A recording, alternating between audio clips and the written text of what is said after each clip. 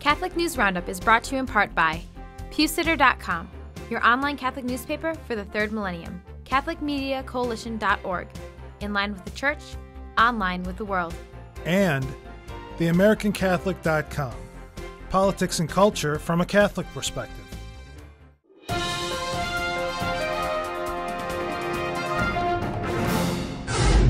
Hello and welcome to today's edition of Catholic News Roundup. I'm Simon Rafe. Obama restricts religious freedom.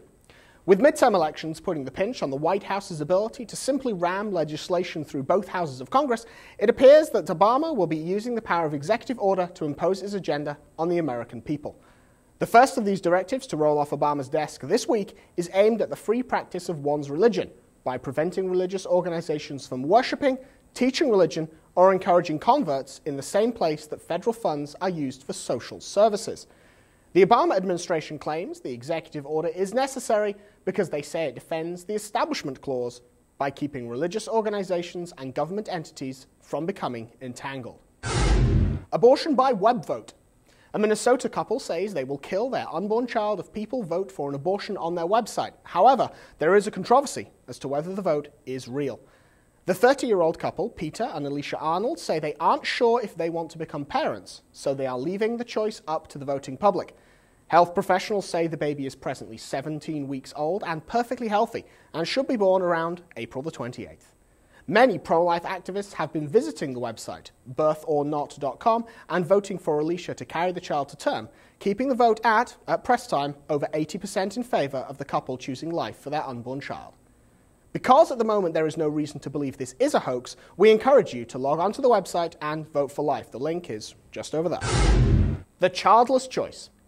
Rutgers University professor Helen Fisher says having children is like littering, according to a story in the National Catholic Register.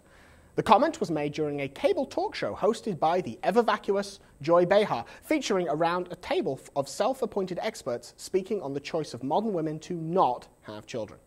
The roundtable concluded that we're all moving towards a world where women can choose to have only one or two children without stigma, and that we can ignore the demographic winter found throughout Western Europe, where the populations of most industrialized nations are not even replacing themselves. Stay with us, we'll be back in just a few seconds. Catholic News Roundup is brought to you in part by NewOxfordReview.org, the voice of Catholic Orthodoxy, in print and on the web, and RenewAmerica.com, expanding the influence of America's grassroots in the cause of freedom.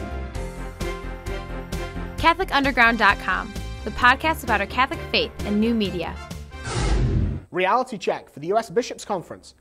The United States Conference of Catholic Bishops is facing a lot of challenges these days. These challenges seem to be coming from all directions, the top, the bottom, and from within.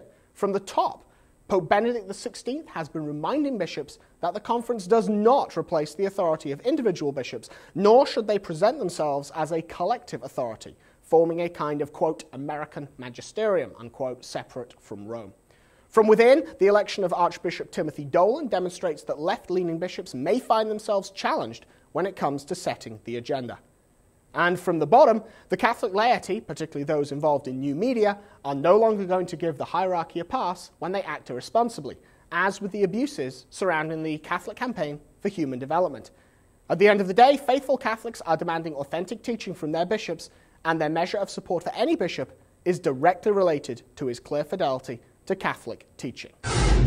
And lastly, if you haven't received them already, you soon will. The annual CCHD collection envelopes will be passed out next Sunday across the nation at all masses. So remember, just say no. I'm Simon Rafe. Thanks for tuning in. Be sure and tune in on Monday for your daily dose of Catholic News Roundup right here on RealCatholicTV.com. And be sure to check out The Vortex today, where Michael will once again be discussing his wonderful interview with Bishop Bruskowitz of Lincoln, Nebraska. Thanks for tuning in. Be sure and tell all of your friends about us, and God bless.